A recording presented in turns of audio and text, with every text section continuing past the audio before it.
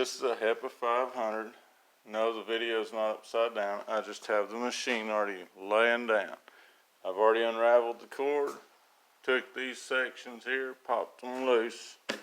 Okay, we're going to show you how to get in to the main filter. You can go up these guys here, move them out of the way.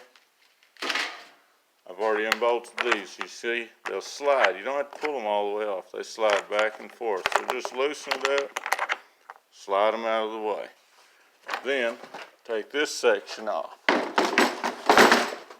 There's your main HEPA filter, and as you can see, this guy needs changed. You're supposed to change them every 30 days.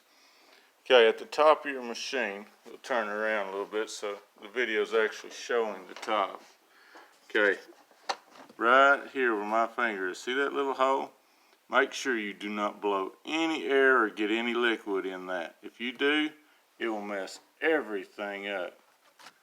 Okay, then you just take this old filter out, and all this dust, just clean it up, put you some microban on a rag, clean it up, and then put your new filter in, and then put it all back together again. Date it too, because they need to be changed every 30 days.